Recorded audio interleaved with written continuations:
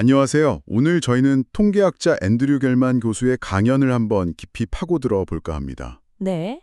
p-value, 통계 모델링, 또 시뮬레이션 이런 주제들에 대한 통찰을 살펴볼 텐데요. 특히 통계를 그냥 도구로만 쓰는 걸 넘어서 그 의미 또 한계까지 좀 제대로 이해하고 싶다. 이런 분들께는 정말 흥미로운 시간이 될 것 같습니다. 맞습니다. 오늘 저희의 목표는 이 강연에서 이 통계적 사고를 현실에 적용하는 데 도움이 될 만한 그런 핵심적인 지혜를 뽑아내는 겁니다. 자, 바로 시작해 볼까요? 네. 오늘 이야기는요. 그 통계 기법들, 특히 p-value 같은 지표 있잖아요. 네네. 이걸 그냥 기계적으로 적용하는 것에서 좀 벗어나야 한다. 이런 강한 메시지가 담겨 있습니다.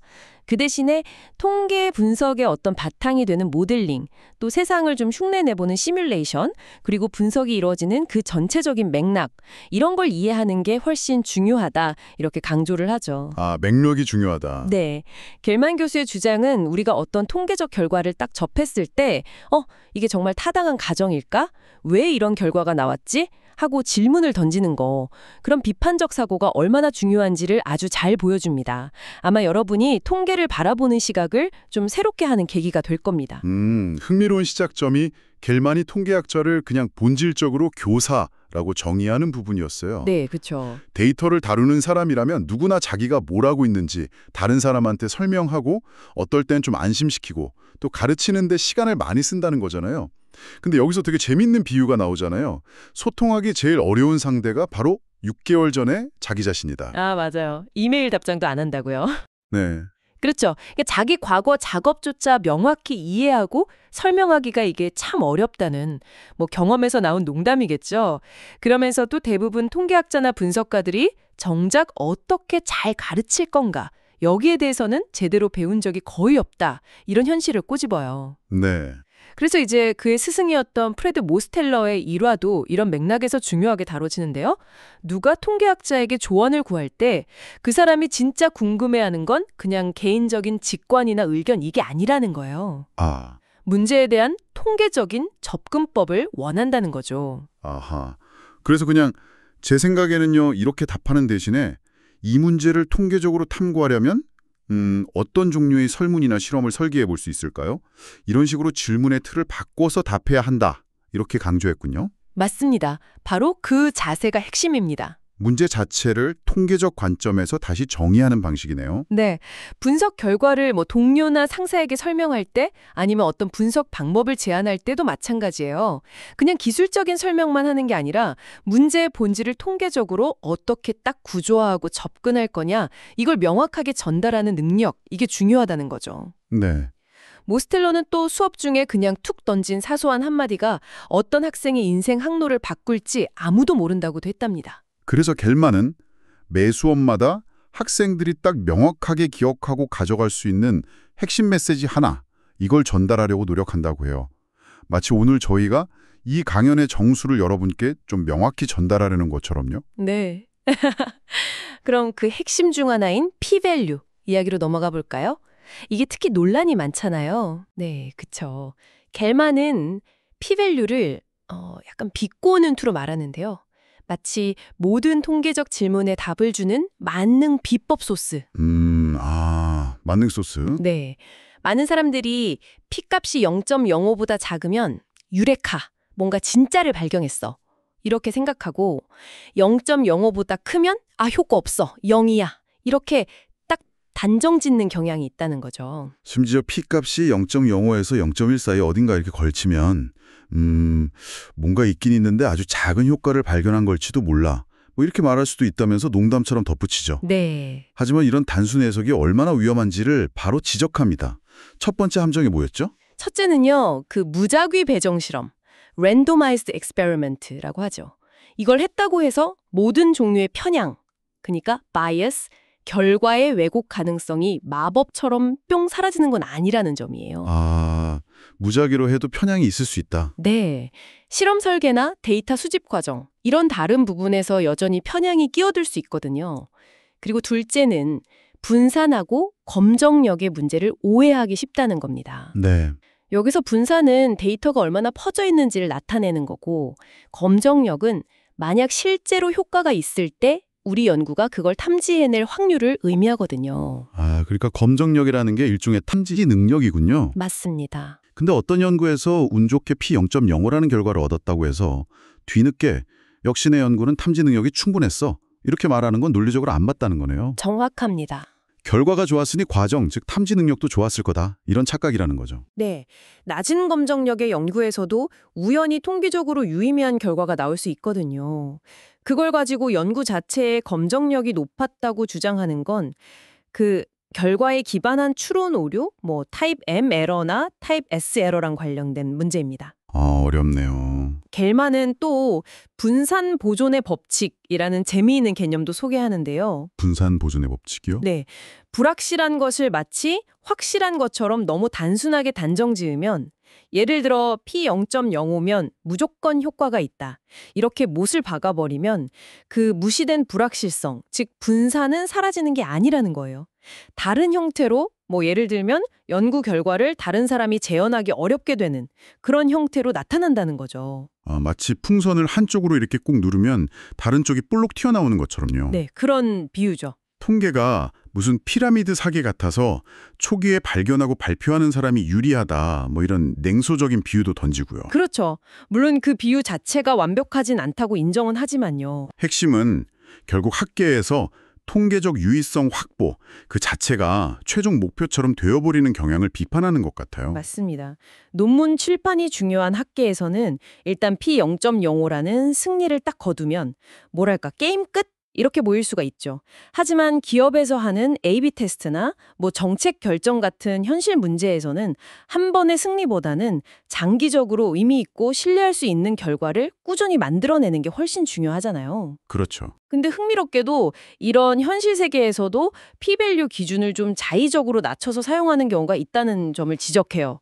예를 들면 유의 수준 기준을 95% 그러니까 P0.05가 아니라 80% P0.2 정도로 낮춰서 효과가 있을 가능성이 한 80%는 된다 이런 식으로 해석하려는 시도들이죠. 네. 하지만 80% 기준을 사용한다고 해서 그 결과의 신뢰도가 80%다 이런 의미는 전혀 아니라는 점을 아주 강조합니다. 여기서 겔만이 든 비유가 기억에 남네요. 아메바한테 먹이를 2g 준다고 3일 뒤에 아메바 개체수가 정확히 2g이 되는 게 아니듯이 네, 그렇죠. 80%라는 문턱값, 트래시홀드는 우리가 설정한 기준일 뿐이지 결과의 신뢰도라는 출력값, 아웃풋을 보장하는 게 아니다. 이 말이죠. 맞습니다. 결국 핵심은 이거죠. P값 하나에 의존하는 의사결정은 위험하다. 현실에서는 맥락이란 효과의 크기가 훨씬 중요하다는 점을 기억해야 한다. 네, 정확한 요약이십니다. P-밸류는 유용한 도구일 수 있지만 맹신해서는 안 되고 그 의미를 제대로 이해하고 사용해야 한다. 네, 그렇습니다. 그럼 P-밸류의 함정을 피하고 통계적 절차나 그 결과를 좀 더 깊이 이해하기 위한 겔만의 대안은 뭔가요? 바로 세계를 시뮬레이션 해보는 겁니다. 세계를 시뮬레이션한다. 네, 즉 우리가 관심 있는 현상이나 혹은 우리가 사용하려는 통계적 절차가 실제로 어떻게 작동할지 컴퓨터 모델을 통해서 모의 실험을 해보는 거죠. 예를 들어서 많은 사람들을 헷갈리게 하는 몬티올 문제 있잖아요. 네네. 자동차랑 염소문 고르는 거. 네, 그것도 직접 여러 번 시뮬레이션을 돌려보면 왜 답이 그렇게 되는지 직관적으로 이해하기가 훨씬 쉬워지거든요. 마찬가지로 P0.05면 효과가 있다. 라던가 P0.2면 효과가 있을 가능성이 높다. 같은 어떤 의사결정 규칙을 적용했을 때 장기적으로 어떤 결과가 초래되는지 시뮬레이션으로 평가해 볼 수 있다. 이거군요. 맞습니다. 가령 우리가 얼마나 자주 실제로는 효과가 없는데 있다고 잘못 판단하게 되는지 그 타입 1 에러요. 또는 실제 효과를 놓치게 되는지 타입 2 에러. 이런 걸 구체적인 시나리오 하에서 살펴볼 수 있겠네요. 네. 시뮬레이션은 우리가 사용하는 방법론의 속성을 뭐랄까 경험적으로 이해하게 해주는 아주 강력한 도구입니다. 하지만 동시에 어렵다는 점도 겔만은 인정해요. 왜 어려운 거죠? 왜냐하면 의미 있는 시뮬레이션을 하려면 현실 세계에 대한 모델을 만들어야 하기 때문이에요. 이 모델에는 단순히 통계적 절차뿐만 아니라 우리가 연구하려는 효과의 크기가 현실에서 어느 정도 범위일지에 대한 예상, 이게 이제 사전 확률 개념이랑 연결되죠. 사전 확률. 네. 그리고 이런 문제들이 얼마나 자주 발생하는지, 우리가 어떤 기준에 따라 의사결정을 내리는지, 그리고 각 결정의 결과가 가져올 잠재적 이익이나 손실, 즉 비용은 얼마인지 이런 것들을 구체적으로 설정해야 해요. 와, 모델을 만드는 과정 자체가 우리가 평소에 그냥 암묵적으로 가지고 있던 가정들을 명시적으로 꺼내서 검토하게 만드는 거군요. 그렇죠. 우리가 테스트하는 새로운 기능들의 효과는 보통 어느 정도일까? 이런 A/B 테스트는 앞으로 얼마나 자주 어떤 종류의 문제에 대하게 될까? 이런 질문들에 답해야 하니까 이 과정에서 우리가 이런 가정을 하고 있었네 하고 깨닫게 되는 것 자체가 중요할 것 같습니다. 바로 그 점이 시뮬레이션과 모델링의 핵심 가치 중 하나입니다. 겔만은 여기서 또 재미있는 비유를 드는데요. 통계학자들이 때로는 마치 레비타운, 그 획일적인 교외주택단지 있잖아요. 네네. 그걸 짓는 건축가처럼 미리 만들어진 기본 설정, 디폴트나 표준적인 방법들을 이용해서 많은 문제들을 빠르고 효율적으로 처리하려는 경향이 있다는 거예요. 워낙 많은 문제를 다뤄야 하니까요. 반면에 물리학자들은 마치 크라이슬러 빌딩처럼 독창적이고 정교한 구조물을 만들기 위해서 하나의 어려운 문제에 오랜 시간과 노력을 쏟는 것에 비유하죠. 통계학의 실용적인 측면을 보여주는 비유네요. 하지만 이런 기본 설정에만 의존하는 것의 위험성 때문에 시뮬레이션이 더 중요해지는 걸까요? 그렇다고 볼 수 있습니다. 그래서 겔만은 이제 실제 데이터를 수집하고 분석하기 전에 가짜 데이터, 페이크 데이터를 생성해서 우리가 계획한 분석 방법이 잘 작동할지, 모델이 타당한지 이런 걸 미리 시뮬레이션 해보는 것이 거의 도덕적 의무에 가깝다. 이렇게까지 강하게 주장해요. 도덕적 의무요? 와. 네. 마치 폐기물 처리 계획 없이 공장을 돌리는 것처럼 분석 계획과 그 결과에 대한 예측 없이 데이터를 분석하는 건 무책임할 수 있다는 거죠. 이미 데이터 수집이 진행 중인 상황이라도 전체 노력의 한 10% 정도는 이런 가짜 데이터 시뮬레이션과 모델 검토에 투자해야 한다. 이렇게 제안합니다. 데이터를 분석하기 전에 분석 자체를 시뮬레이션 해보라니. 와, 상당히 급진적인 제안처럼 들리기도 합니다. 그렇죠. 실제 사례를 통해 이런 접근법이 왜 중요한지 좀 더 구체적으로 살펴볼 수 있을까요? 겔만이 제시한 사례 연구들이 흥미롭던데요. 네, 겔만은 통계적 직관이 얼마나 쉽게 틀릴 수 있는지, 그리고 문제의 구체적인 맥락과 기술적인 세부 사항에 따라서 최적의 접근법이 어떻게 달라질 수 있는지를 보여주는 두 가지 대조적인 사례를 제시합니다. 첫 번째는 16개의 예측 변수와 21개의 데이터 포인트 사이입니다. 와, 언뜻 들으면 변수가 데이터보다 훨씬 많잖아. 이걸로 뭘 할 수 있겠어? 싶습니다. 보통 이런 경우 과적합, 오버피팅 위험이 크다고 배우니까요. 그렇죠. 많은 사람들이 아마 그렇게 생각할 겁니다.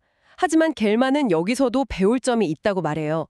예를 들어 복잡한 모델을 돌리기는 어렵더라도 16개의 예측 변수 각각과 결과 변수 사이의 관계를 보여주는 산점도 스캐터플롯 16개를 그려보는 것만으로도 어떤 하나의 변수만으로는 결과를 제대로 예측하기 어렵구나 라는 중요한 정보를 얻을 수 있다는 겁니다. 그냥 포기하지 말라는 거군요. 네, 즉 데이터가 부족하다고 바로 포기할 게 아니라 주어진 상황에서 할 수 있는 가장 단순한 분석을 통해서 얻을 수 있는 정보라도 얻는 것이 중요하다는 교훈을 줍니다.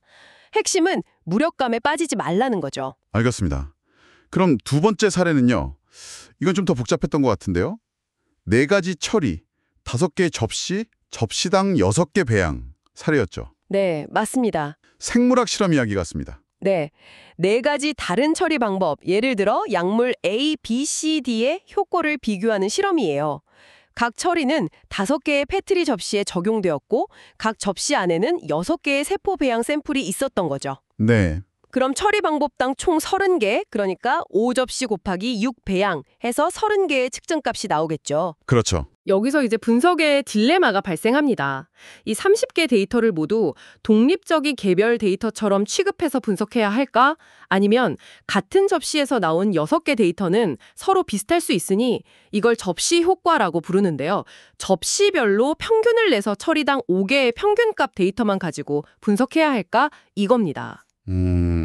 전자는 데이터 수를 최대한 활용하는 것 같긴 한데 만약 접시마다 환경이 조금씩 달라서 접시 효과가 실제로 있다면 분석 결과가 왜곡될 위험이 있겠네요. 맞아요. 후자는 접시 효과의 위험은 피할 수 있지만 데이터를 30개에서 5개로 확 줄여버리니까 정보 손실이 너무 크지 않을까 걱정되고요.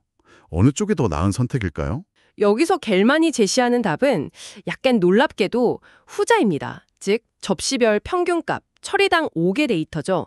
이걸 사용하는 것이 통계적으로 더 안전하고 좋은 분석이라는 겁니다. 오, 정말요? 평균 내는 게 더 좋다? 네, 수학적으로 분석해보면 설령 접시 효과가 전혀 없다고 가정하더라도 5개의 평균값을 사용한 분석 결과가 30개 데이터를 모두 사용한 분석 결과와 크게 다르지 않으면서, 즉 정보 손실이 생각보다 크지 않으면서요. 만약 접시 효과가 실제로 존재할 경우 발생할 수 있는 심각한 오류는 효과적으로 방지해준다는 거예요. 오, 흥미롭네요. 안전한 선택이 반드시 정보 손실로 이어지는 건 아니군요. 오히려 더 견고한 로버스트 결과를 줄 수도 있다는 거네요. 그렇죠. 그런데 겔만은 이와 아주 비슷해 보이지만 결론은 정반대인 또 다른 사례를 바로 이어서 소개하죠. 당뇌 실험 이야기입니다. 네, 그 사례가 아주 중요합니다. 이게 통계적 직관이 얼마나 맥락에 따라 달라질 수 있는지를 보여주거든요. 이 실험은 저주파 자기장이 생체에 미치는 영향을 연구하던 중에 자기장이 닭의 뇌에서 칼슘 유출을 증가시키는지 알아보기 위해 설계된 거였어요. 네. 닭의 뇌를 반으로 나누어서 한쪽은 자기장에 노출시키고 다른 한쪽은 대조군으로 삼았습니다. 이 과정을 38가지 다른 주파수에서 반복했고요. 그런데 여기서 중요한 점은 자기장을 전혀 쬐지 않은 상태에서 똑같은 실험 절차를 반복하는 가짜 샘 실험도 함께 수행했다는 겁니다. 아, 가짜 실험까지 왜 한 거죠? 실험 과정 자체에서 발생하는 효과, 예를 들면 뇌를 다루는 과정에 영향 같은 게 있는지를 확인하기 위해서였죠. 그럼 여기서도 비슷한 분석 딜레마가 발생하겠네요. 분석할 때 실제 노출된 뇌 반쪽, 실제 대조군 뇌 반쪽 값에서 가짜 실험 노출군, 가짜 실험 대조군 값을 빼줘야 할까요? 이렇게 하면 혹시 모를 실험 과정 자체의 편향을 제거할 수 있으니 안전한 방법처럼 보이는데요. 그렇죠. 아니면 가짜 실험 데이터를 보니까 별다른 편향이 없어 보인다면 굳이 이걸 빼서 분산, 즉 불합실성을 늘리는 대신에 실제 노출군, 실제 대조군 값만 사용해서 통계적 검정력, 효과를 탐지할 확률을 높이는 것이 더 나을까요? 정확히 그 딜레마입니다. 가짜 실험 데이터를 빼는 것은 잠재적 편향을 제거하는 이점은 있지만 분산을 거의 2배로 늘리는 대가를 치러야 해요. 아, 분산이 2배나요? 네, 분산이 커지면 실제 효과를 탐지하기가 더 어려워지죠. 즉, 검정력이 낮아집니다. 그럼 앞선 접시 사례에서는 데이터를 요약, 즉 평균 내는 보수적인 접근이 좋다고 했는데 이 당뇌 사례에서의 겔만 결론은 다른가요? 네, 다릅니다. 여기서 겔만은 이 경우에는 가짜 실험 데이터를 주 분석에서 사용하지 않는 것이 더 낫다고 주장해요. 왜죠? 물론 가짜 실험 데이터는 분석 전에 우리 실험 절차 자체에는 큰 편향이 없구나 라는 것을 확인하는 데는 유용하게 사용할 수 있습니다. 이건 중요해요. 하지만 이것을 주 분석에 포함시켜서 그 차이를 계산하는 것은 얻는 이득, 즉 편향 제거에 비해서 잃는 것, 분산 증가나 검정력 감소가 너무 크다는 겁니다. 가짜 실험을 수행하고 분석에 포함함으로써 시간과 비용 그리고 통계적 분산이 2배가 되어서 실험 전체의 효율성을 크게 떨어뜨렸다. 이렇게 비판하는 거죠. 와, 정말 흥미로운 대조입니다. 접시 사례랑 당뇌 사례 모두 실험 단위 내의 변동성, 접시 효과나 실험 절차 효과를 어떻게 다룰지에 대한 문제인데 네. 보수적이고 안전해 보이는 분석법에 대한 결론이 정반대라니요. 그렇죠. 단순한 규칙만으로는 안 되고 각 문제의 세부 사항을 깊이 따져봐야 한다는 걸 보여주는 강력한 예시네요. 그렇습니다. 이게 바로 겔만이 강조하는 핵심이에요. 통계적 분석에서는 표면적인 유사성에 속으면 안 되고 기술적인 세부사항과 데이터가 생성된 구체적인 맥락이 결정적으로 중요하다는 거죠. 그럼 이런 복잡한 상황, 즉 데이터가 여러 층위, 예를 들어 접시 안에 배양 샘플들 또는 각 주파수에서의 실험 결과들 이렇게 구조화되어 있을 때 어떻게 더 효과적으로 분석할 수 있을까요? 여기서 겔만이 제시하는 해결책이 있다고요? 네, 바로 다층 모형, 멀티레벨 모델링 또는 계층적 모형, 하이어러키컬 모델링입니다. 다층 모형이요? 조금 생소하게 들릴 수도 있을 것 같은데요? 쉽게 설명해 주실 수 있나요? 다층 모형은 예를 들냐면 이런 거예요. 학생들의 학업성 취도를 분석할 때 학생 개인의 능력뿐만이 아니라 그 학생이 속한 학급의 특성, 그리고 더 나아가서는 학교 전체의 환경까지 함께 고려하는 것과 비슷합니다. 여러 레벨을 같이 보는 거군요. 네, 데이터가 가진 여러 층위, 레벨, 예를 들어 접시 효과나 주파수별 편향 가능성 같은 것들을 명시적으로 모델 안에 포함시켜서 분석하는 거죠.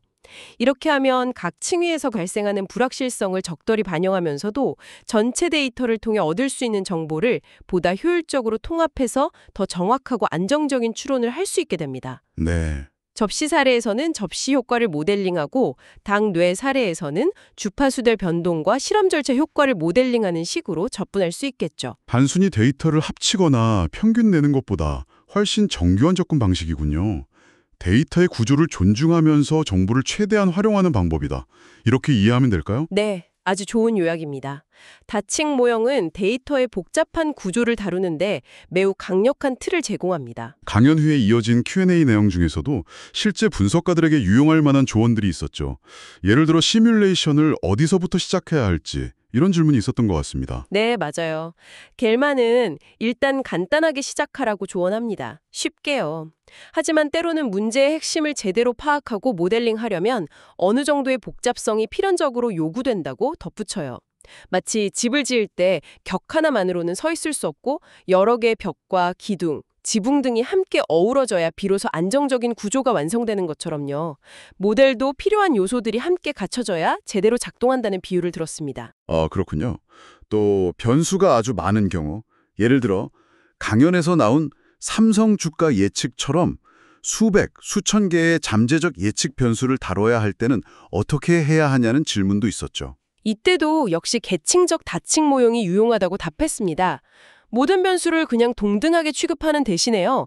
변수들의 그룹, 예를 들면 거시경제 지표, 기술 관련 지표, 경쟁사 동향 이런 식으로 그룹을 만들고 각 그룹이나 개별 변수의 예상되는 중요도에 따라서 모델 내에서의 영향력, 사전 확률 설정 같은 걸 다르게 조절하는 방식을 제안했어요. 네.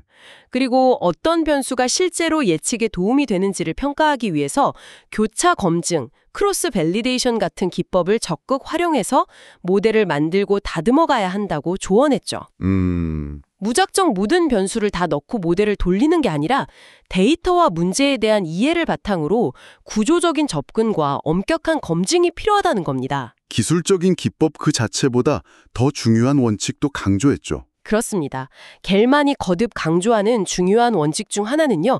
통계방법론에서 궁극적으로 가장 중요한 것은 분석 기법의 복잡성이나 세련됨 그 자체가 아니라는 거예요.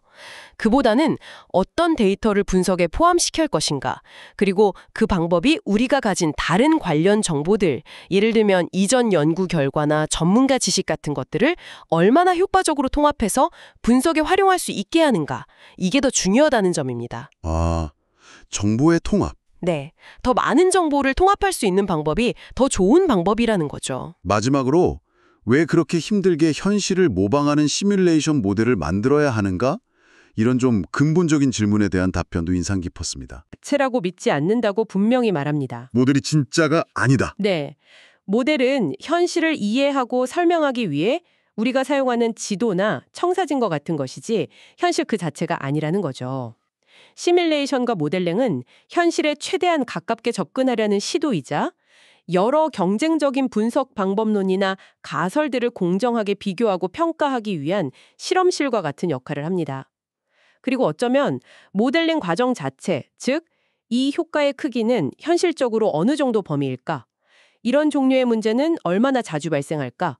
우리의 측정 방식에는 어떤 오류가 있을 수 있을까? 같은 구체적인 질문을 던지고 답을 찾아가는 과정 자체가 통계적 사고를 연마하고 문제에 대한 이해를 깊게 하는 가장 가치 있는 부분일 수 있다. 이렇게 강조합니다. 오늘 앤드류 킬만의 강연 내용을 쭉 따라가 보니 P-밸류 같은 단순화된 규칙에만 매달리는 것의 위험성을 명확히 알 수 있었습니다. 그렇죠. 그보다는 시뮬레이션과 모델링이라는 도구를 통해서 우리가 사용하는 방법론과 그 바탕에 깔린 가정들이 실제로 어떤 결과를 낳을지 미리 탐색하고 이해하는 과정.